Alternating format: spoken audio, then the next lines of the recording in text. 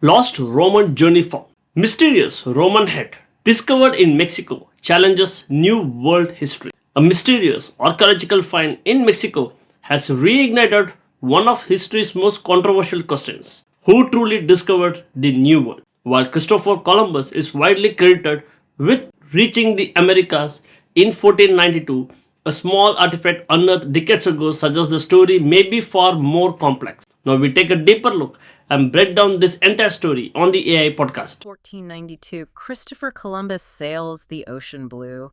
I mean, we all know the rhyme, right? Oh yeah, definitely. It's practically burned into our brains from grade school. Right, exactly.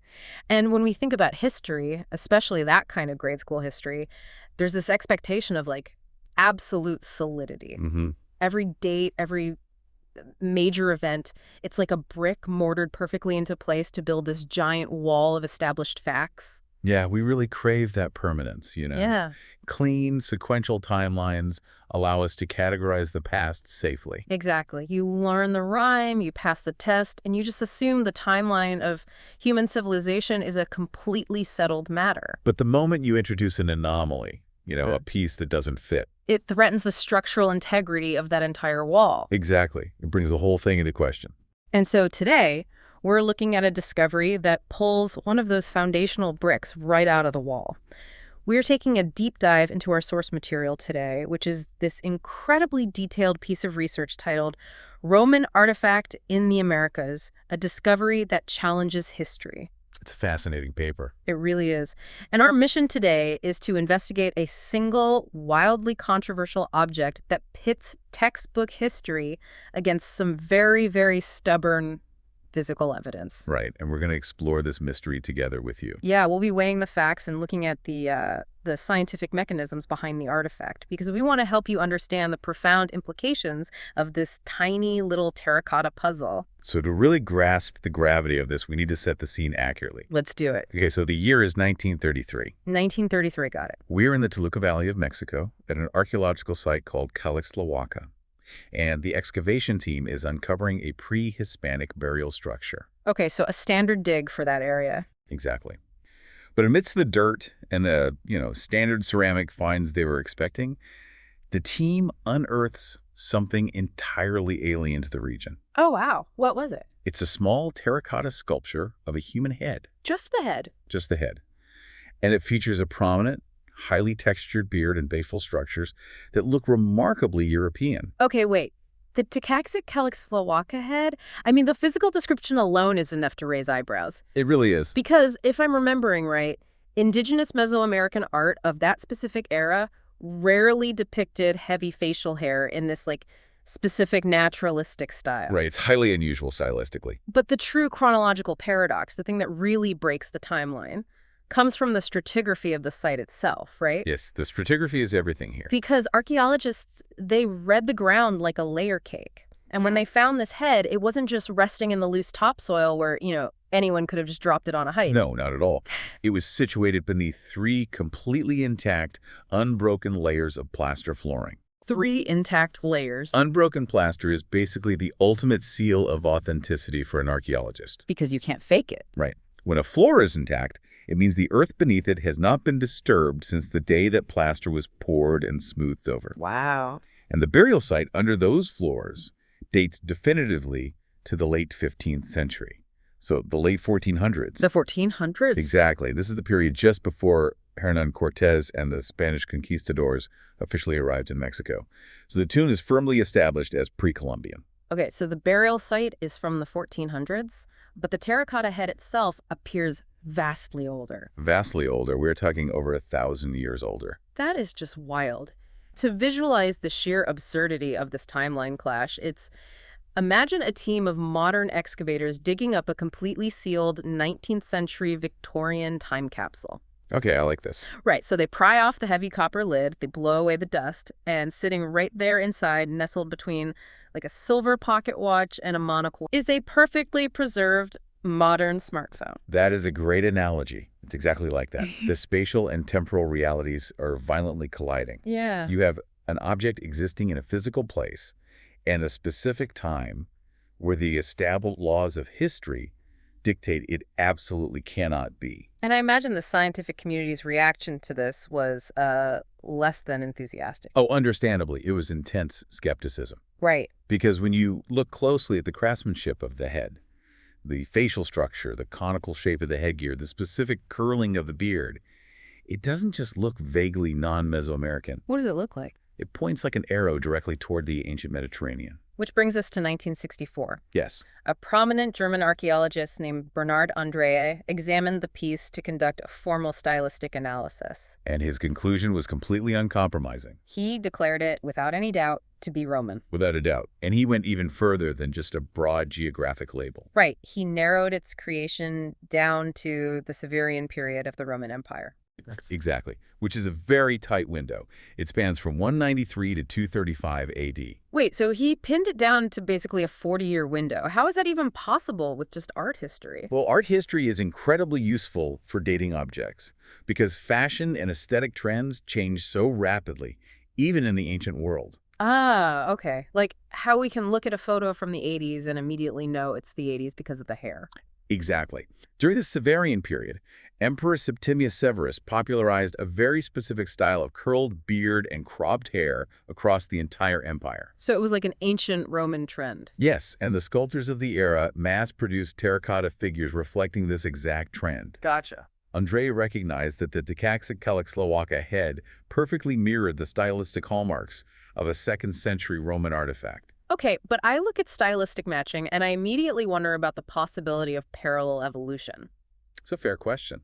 I mean, is it totally outside the realm of possibility that an indigenous Mesoamerican artist in the 1400s simply sculpted a face that accidentally looks identical to a 3rd century Roman hipster? It's not impossible, sure. Right, because if you have thousands of artisans working with clay over centuries, perhaps total chance just produces a monumental stylistic coincidence. Then relying solely on the visual style would definitely leave room for that coincidence theory. Okay. However, the researchers didn't stop at art history. The source material highlights that they eventually subjected the artifact to thermoluminescence dating.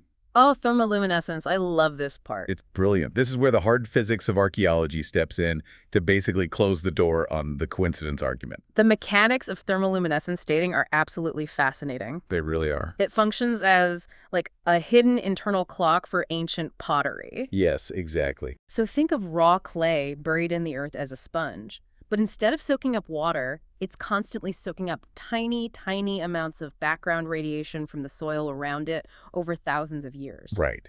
And the moment a human being digs up that clay, shapes it, and fires it in a blazing hot kiln, all of that trapped radiation is violently expelled as light. It just shoots out. Exactly. The extreme heat literally burns off the accumulated energy. The sponge is squeezed completely dry. So the internal clock is reset to 0? Precisely.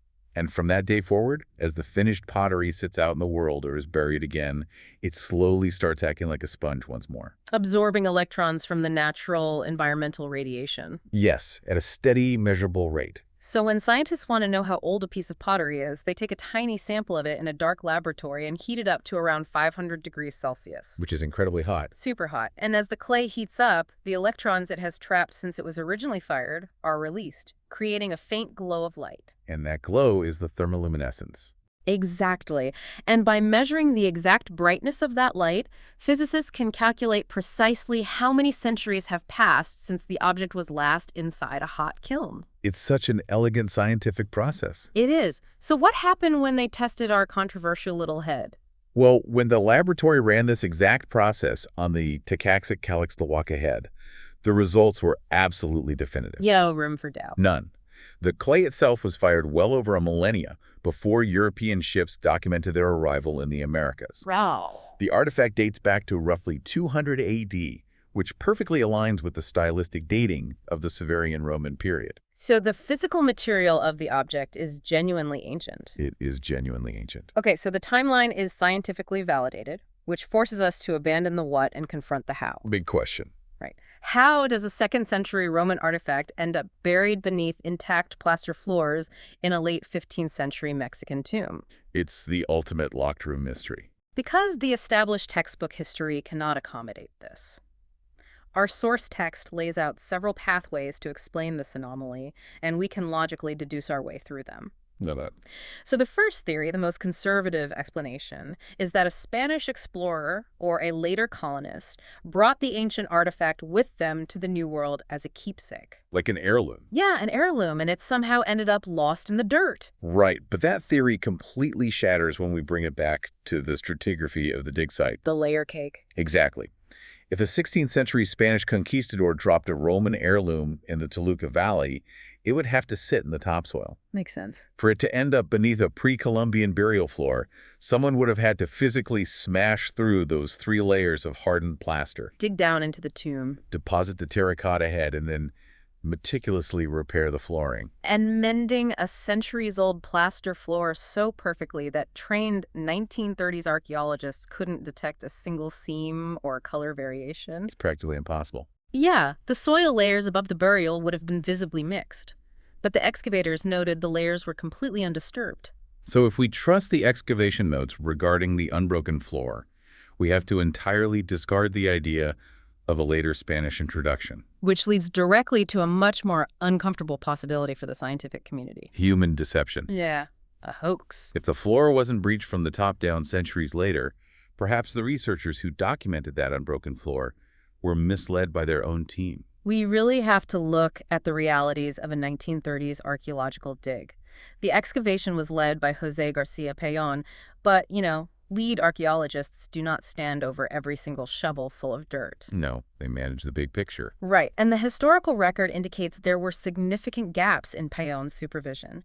He was frequently away from the specific trench where the head was found. Leaving the daily labor to local workers and foremen. Exactly. And the world of archaeology is unfortunately no stranger to hoaxes. Oh, definitely not. Think of the Piltdown Man, where bone fragments were deliberately planted to manufacture a sensational evolutionary discovery. Right, so you're saying someone could have faked this whole thing? It's very possible.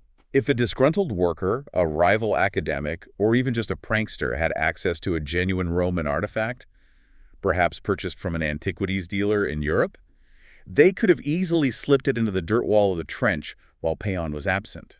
Oh, I see. So when Peyon returned and examined the trench profile, the artifact would appear to be emerging from beneath the intact plaster floor. Yes, creating a flawless illusion without actually breaking the floor from above. Wow. A planted artifact requires no time travel and no impossible geology, just human trickery. Exactly. But let's follow the logic to its absolute extreme. Suppose Payon's team was incredibly meticulous. Okay, let's assume they were. Suppose the documentation is flawless, there was absolutely no hoax, and the terracotta head genuinely sat under that plaster since the 1400s. If it wasn't dropped there by a later colonist, and it wasn't planted by a prankster, we are forced to look away from the land and stare out at the Atlantic Ocean. And this is where we enter the territory of accidental transatlantic drift. Yes. The ocean is incredibly vast, obviously, but it is not just a static pool of water. It is a dynamic system of massive, powerful currents. Right. The Canary Current, for example, is a strong ocean current that sweeps down the coast of the Iberian Peninsula and North Africa. Okay. And it catches the trade winds and pushes violently westward directly toward the Caribbean and the Americas. It operates less like a passive body of water and much more like an industrial conveyor belt, or like a bathtub drain. A bathtub drain is a great way to picture it. Right, because if you drop a leaf into a flowing street gutter, you don't need a motor to carry it down the block. The geography of the water does all the work. Precisely. So imagine an ancient Roman, Phoenician, or North African merchant vessel getting caught in a massive storm off the coast of Morocco. Okay, things are going bad for them.